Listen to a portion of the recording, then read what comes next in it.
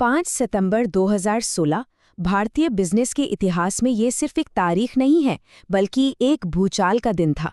रिलायंस जियो के लॉन्च ने telecom industry में एक ऐसी सुनामी ला दी जिसने न सिर्फ डेटा को पानी की तरह सस्ता बना दिया, बल्कि कई बड़ी बड़ी कंपनियों को बाजार से उखाड़ फेंका।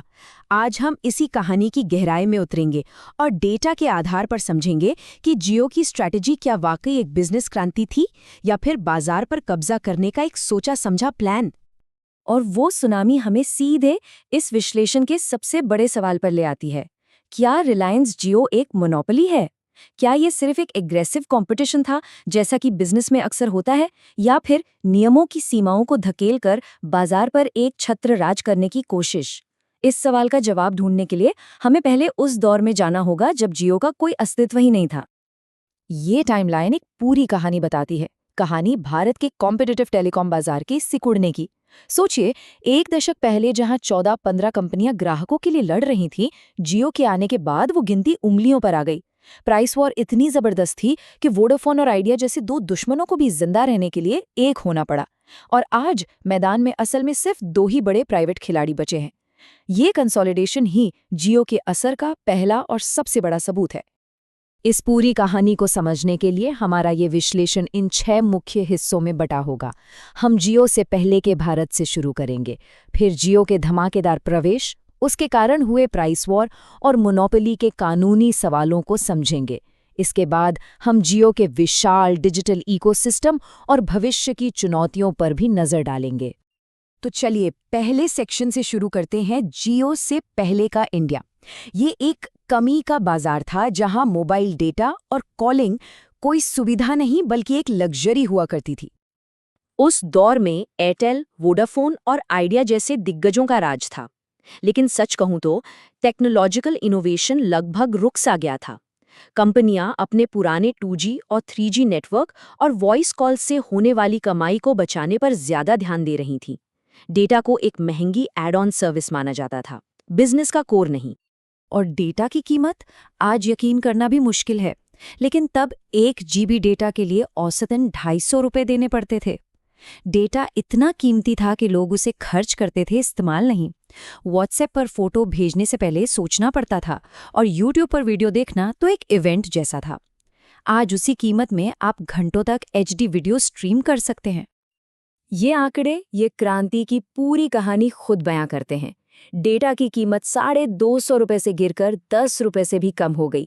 महीने का 600 MB का औसत इस्तेमाल आज 19 GB तक पहुंच गया है, यानी 30 गुना से भी ज्यादा की बढ़ोतरी। और सबसे बड़ा बदलाव, हर कॉल के लिए पैसे देने और रोमिंग चार्ज की चिंता अब खत्म हो चुकी है। ये सिर्फ टैरिफ में बदलाव नहीं था, ये भारत का डिजिटल लिबरेशन था। और इसी स्थिर हो चुके बाजार में जियो ने एंट्री मारी। ये कोई साधारण लॉन्च नहीं था, ये एक शॉक वेव था। एक ऐसी स्ट्रैटेजी जिसे इंडस्ट्री में कई लोगों ने न्यूक्लियर ऑप्शन का नाम दिया। देखिए, जियो ने एक बहुत बड़ा और समझदारी भरा दांव खेला। उसने पुरानी 2G, 3G टेक्नोलॉजी पर एक भी पैसा नहीं लगाया।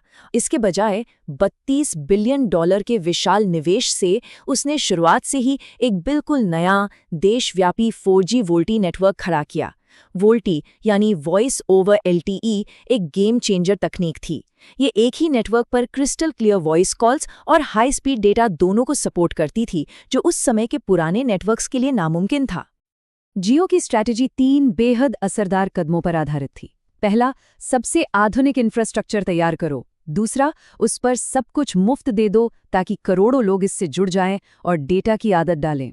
और तीसरा, जब लोग इसके आदी हो जाएं तो इतने सस्ते प्लान्स दो कि वो कभी छोड़कर जाने की सोच भी न सकें।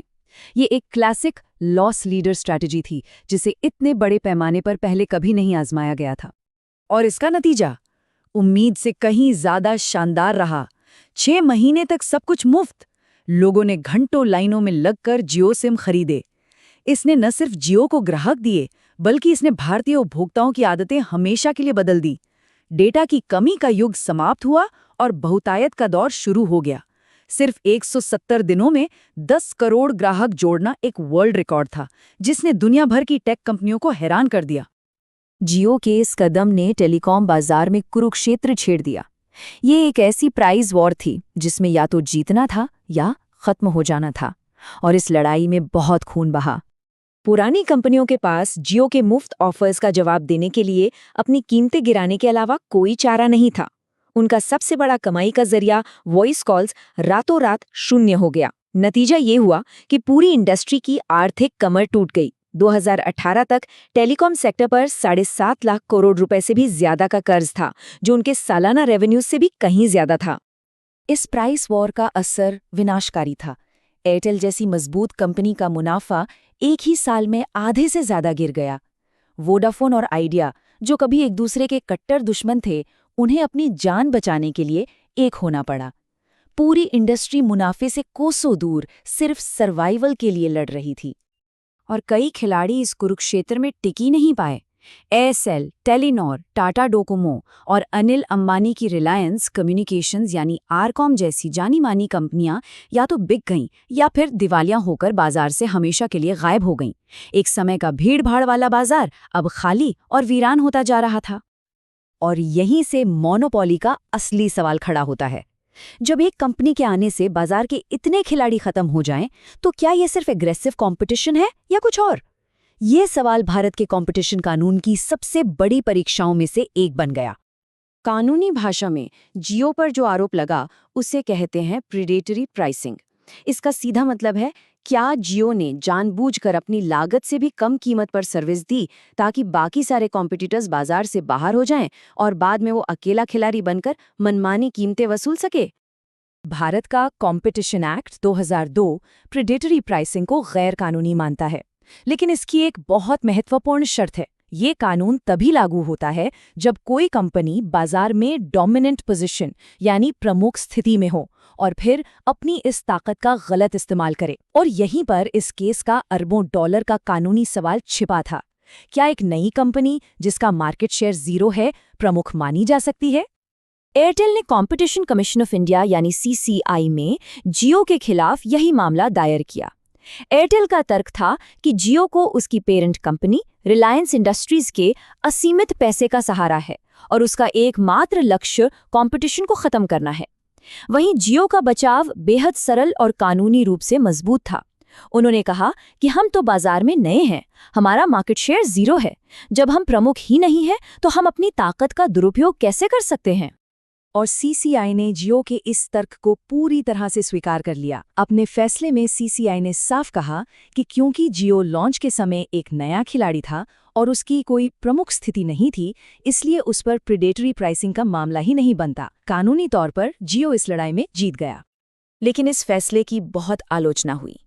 एक्सपर्ट्स का तर्क था कि CCI ने कानून की बहुत संकीर्ण व्याख्या की। आलोचकों ने कहा कि ये एक बब्बर शेर के बच्चे को देखकर ये कहने जैसा था कि ये खतरनाक नहीं है, जबकि उसके ठीक पीछे उसकी पूरी ताकत के साथ उसका पिता रिलायंस इंडस्ट्रीज खड़ा था। CCI ने सिर्फ जियो के 0 मार्केट शेयर को देखा, रिलायंस की असीमित बाजार शक्ति को नहीं। कानूनी लड़ाई का नतीजा जो भी रहा हो, आज की हकीकत ये आंकड़े दिखाते हैं। जियो 41% से ज्यादा की बाजार हिस्सेदारी के साथ सबसे बड़ा खिलाड़ी है और एयरटेल करीब 33% के साथ दूसरे नंबर पर है। बाजार अब एक मोनोपोली तो नहीं, लेकिन एक डुओपोली बन चुका है, जहां असल ताकत सिर्फ 2 कंपनियों के हाथ में है। इससे ये सवाल उठता है कि जियो ने ये सब क्यों किया? क्या सिर्फ सिम बेचने और टैरिफ वॉर जीतने के लिए अरबों डॉलर का नुकसान उठाया?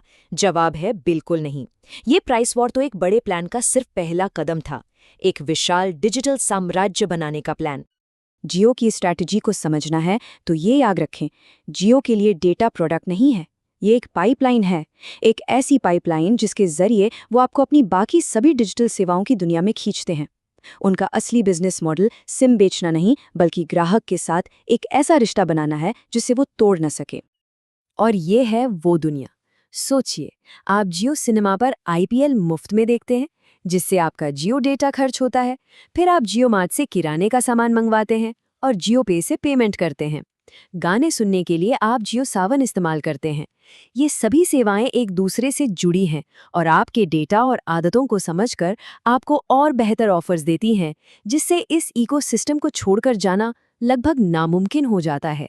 यही कस्टमर लॉक इन का असली खेल है। और इस विशाल साम्राज्य को बनाने के लिए पैसा और टेक्नोलॉजी कहाँ से आई? दुनिया की सबसे बड़ी कंपनियों से। फेसबुक यानी मेटा और गूगल जैसी कंपनियों ने जियो प्लेटफॉर्म्स में अरबों डॉलर का निवेश किया। ये सिर्फ पैसा नहीं था, ये जियो के डिजिटल पाइपलाइन वाले विजन पर एक ग्लोबल स्टैंप ऑफ अप्रूवल था। तो अब हम आज के युद्ध के मैदान में पहुंच चुके हैं, एक ऐसा बाजार जिसे पूरी तरह से बदल दिया गया है, जहां दो बड़े खिलाड़ी खड़े हैं और उनके सामने भविष्य की नई चुनौतियां हैं। आज की लड़ाई जियो और एयरटेल के बीच है और दोनों की रणनीतियां अलग हैं। जियो स्केल यानी ज्यादा से ज्यादा ग्राहकों को अपने इकोसिस्टम में लाने पर फोकस करता है, भले ही प्रति ग्राहक कमाई यानी एआरपी थोड़ी कम हो। वहीं एयरटेल प्रीमियम ग्राहकों पर फोकस कर रहा है, जो बेहतर क्वालिटी के लिए ज्यादा पैसे देने को तैयार हैं। इसीलिए एयरटेल का एआरपी जियो से ज्यादा है, भले ही उसके ग्राहक कम हों। लेकिन आगे का रास्ता चुनौतियों से भरा है। 5G नेटवर्क को पूरे देश में फैलाने के लिए दोनों कंपनियों को अरबों डॉलर का और निवेश करना होगा। उन्हें अपना एआरपी भी बढ़ाना होगा, जो भारत जैसे प्राइस सेंसिटिव बाजार में हमेशा एक चुनौती रहती है। और क्योंकि अब बाजार में सिर्फ 2-3 खिलाड़ी हैं, सरकार और रेगुलेटर्स की नजरें हमेशा हम पर बनी रहेंगी। और भविष्य की एक बड़ी खबर है जियो का आईपीओ। रिलायंस की योजना 2026 में जियो को स्टॉक मार्केट में लिस्ट करने की है। ये भारतीय बाजार के सबसे बड़े आईपीओज में से एक हो सकता है और ये जियो की कहानी में एक नया अध्याय शुरू करेगा, जहां उसे पब्लिक मार्केट की उम्मीदों पर खरा उतरना होगा। जियो की ये कहानी बिजनेस और स्टार्टअप्स के लिए कई महत्वपूर्ण सबक देती है। सबसे बड़ा सबक ये है कि असली ताकत सबसे सस्ता प्रोडक्ट बेचने में नहीं, बल्कि ग्राहक के साथ एक ऐसा इकोसिस्टम बनाने में है जिससे वो छोड़ना न चाहें या छोड़ न पाएं। ये डीप पॉकेट्स यानी भारी फाइनेंशियल बैकिंग की ताकत को भी दिखाती है, जिसके बिना इतने लंबे समय तक नुकसान उठाना असंभव था। तो अंत में हम वापस अपने मूल सवाल पर आते हैं, जियो एक मोनोपोली है या एक डिजिटल क्रांति? सच शायद इन दोनों के बीच में कहीं है। एक तरफ जियो ने करोड़ों भारतीयों को पहली बार सस्ते इंटरनेट से जोड़ा और डिजिटल इंडिया की नींव रखी। ये एक क्रांति से कम नहीं है। दूसरी तरफ उसकी रणनीतियों ने कंपटीशन को लगभग खत्म कर दिया और बाजार को एक डुओपोली में बदल दिया। तो भारत के लिए अंतिम सवाल ये है, क्या एक डिजिटल क्रांति की कीमत विकल्पों की कमी है? ये एक ऐसा सवाल है जिसके साथ देश को अगले दशक तक जीना होगा।